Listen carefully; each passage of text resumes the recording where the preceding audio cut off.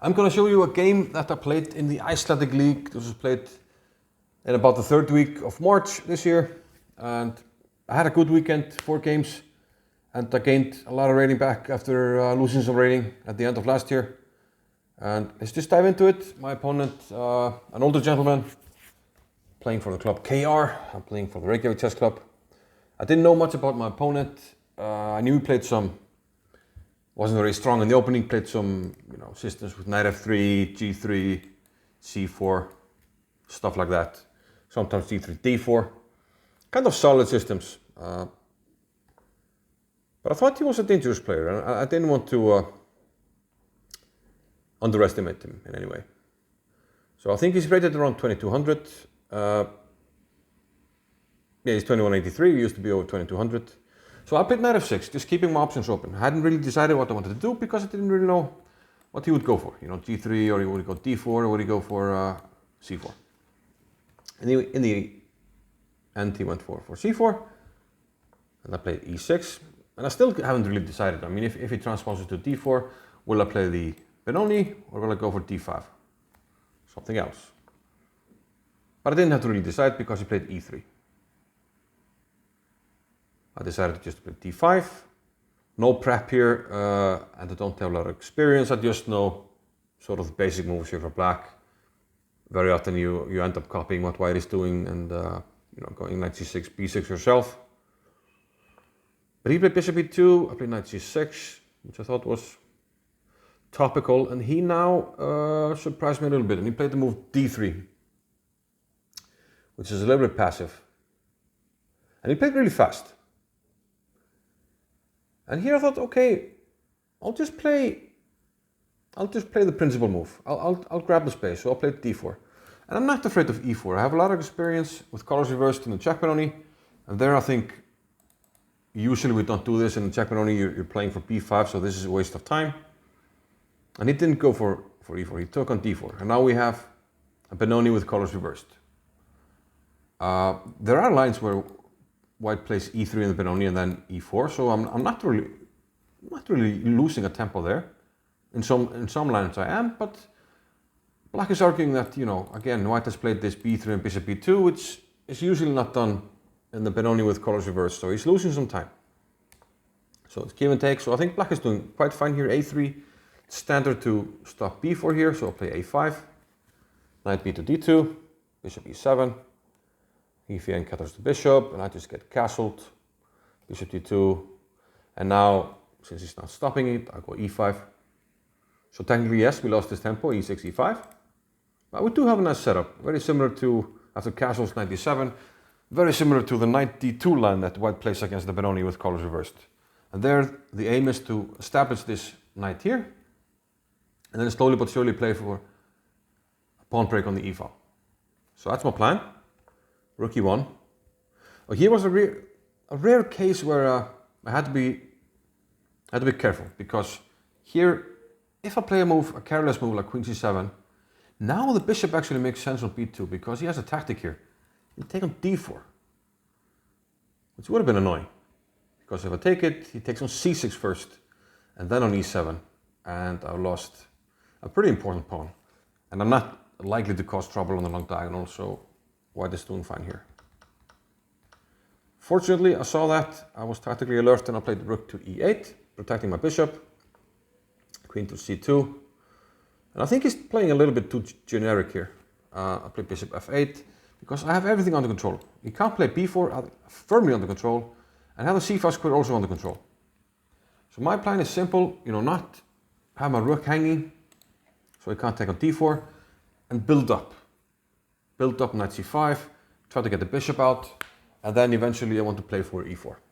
And that's almost exactly what happened. And his next move, h4, surprised me, but also showed me that white is kind of struggling for ideas here. And I know that myself as a Benoni player,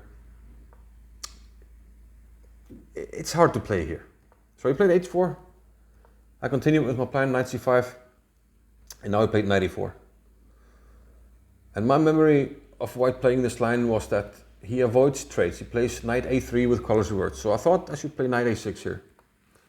That keeps this square under control, And my idea is later to play maybe h6 and f5, kick the knight, and then come back with my knight. And it's also the principle that I have more space. I took the space with a pawn here on d4. And when you have more space, you want to avoid trades, because these knights, they're kind of battling for the same squares. So avoid the trades. I think that's the principal thing to do here. Queen d1, bishop g4, and another huge surprise. We played the queen back to c2. Yet again showing me that he doesn't really have a plan and or understand the position. I continue h6. I'm continuing to build up with his plan. Eventually maybe going f5. But first, okay, he attacks my bishop, so the bishop goes to f5. A nice square. Queen to d1 yet again. And now bishop h7. So now I improved my bishop, because now if I play f5, the bishop is behind the pawn and it's supporting the eventual e4 break. It will serve well with a knight once it lands here. Bishop c1. A lot of retreating, and I think I'm just completely taken over here after f5. And after, if it goes knight d2, I go knight c5.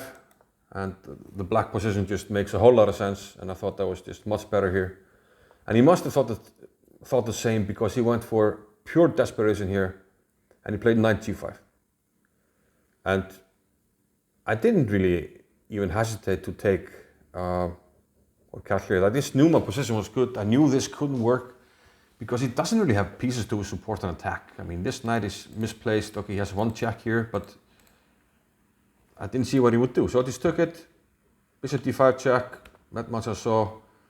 And now I didn't see, even if, move like queen h5 or h takes g5, I can play the move queen d6, but I thought, okay, worst case scenario, I could just play g6, shut things down, and try to reorganize my pieces, maybe put something on the h file, and eventually just go bishop g8, and I'm up a piece. And he's not doing much to bother me elsewhere on the board, so this should be absolutely fine. He ended up taking with the bishop. I played queen d7. Queen d6 was an option as well. I just didn't want to allow any bishop f7 or stuff like that. We played knight f3, trying to get the knight into the game, but I just protect my pawn and then hit his bishop with my knight. And once that bishop is eliminated, it's kind of really hard to get mated here with black, so I was feeling super good here. King g2, trying to get on the h file. And here I had a choice, and I thought they were all good. I could play knight f7, I could play g6, more risky. Okay, I could lose the pawn, potentially, or I could take on h6. And I thought these were all good. I ended up taking on h6, because I thought I would lend the knight with tempo here, as I did. If he checks me here, king g8, and he takes, I always have taken on d5 at the end, which could be a problem for him. So he took an h6, knight comes to f7, just bring more pieces to the defense. I'm up a piece, and he doesn't really have much. So bishop e7, targeting this pawn.